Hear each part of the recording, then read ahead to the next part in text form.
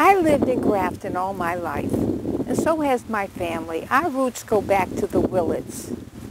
I lived over on Oak Street, and I was known as Ruth Prout then. I went to the Grafton School and even Worcester State College.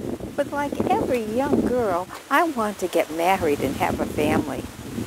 I had known George Jordan all my life. We didn't really actually go to school together because he was 4 years older than me. One day, we met at the drugstore, and we went outside, and we talked, and he asked me for a date. And I said yes. I didn't know what Mama would say, George being 4 years older than me and everything, but she said fine. She liked George. And before you know it, I was getting married, and I was moving to 6 Worcester Street, right next to my husband's garage. And I lived in that house all my life. There were happy times. We had wonderful children, and I loved to garden. I planted flowers everywhere, even in the vacant lot across the street. And I learned about the birds in our area.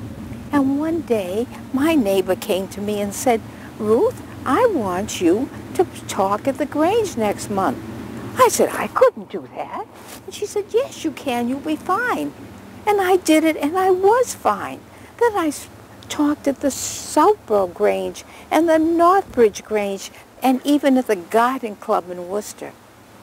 Then the dark times came, World War II, and George and I became very active in civil defense. And one day, I went over to the garage with his lunch with his favorite sandwich.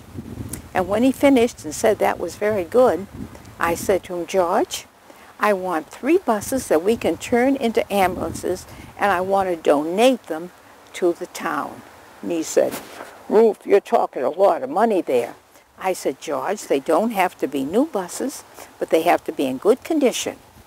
I think we can wait on this, he said. No, George, I said, we can't wait. We have to do it now. And within 3 weeks, I had my buses. We turned them into ambulances, and thank goodness we never had to use them.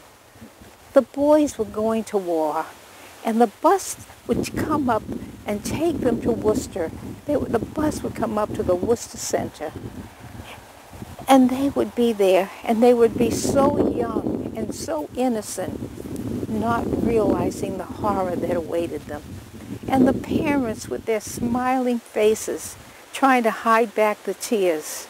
And George and I came up with the idea of giving them coffee and donuts before they boarded the bus. And then the last goodbyes were said, and we stood in a semicircle, and we watched the bus go down the hill, and we waved and waved till they came a speck, and then disappeared from view.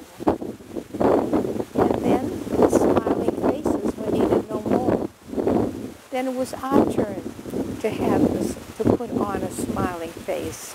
Our son George was going, and we said what every parent must have said. We love you, take care of yourself, you will be back before you know it. And then he was gone. Oh, the joy, the ecstasy. In early May of 1945, the war with Germany was over. And my husband, George, was out in front of his garage yelling to anybody that would listen to him, the war is over, my son is coming home. And I felt like saying, George, everybody knows that. Could I diminish his joy? Then the horror, the agony, despair covered us like a cloak. We'd received word that our son had been killed a week before the war was over. And as I held my sobbing husband, I wondered how we could go on. Then in October that year, Maggie Brigham and Dr. Martin and some of our closest friends came to our house to thank us for all we had done for Grafton.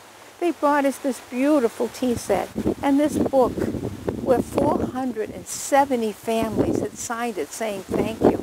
That represented about 1,000 signatures. And not only that night did they give us these wonderful gifts and a reprieve from our sorrow for a few hours, but they gave us the hope to go on. And we did go on. We helped with the VJ parade, and we helped with the service center. Then, 13 years later, after my son died, my husband died, and I had to go on again, alone.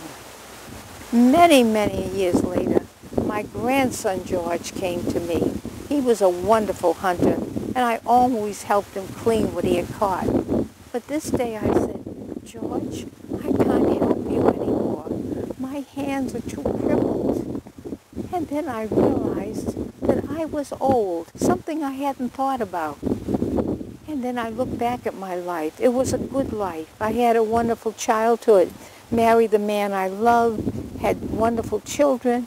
They were grandchildren and great-grandchildren. The joys outnumbered the sorrows. And as life ebbed from me, I was happy and content.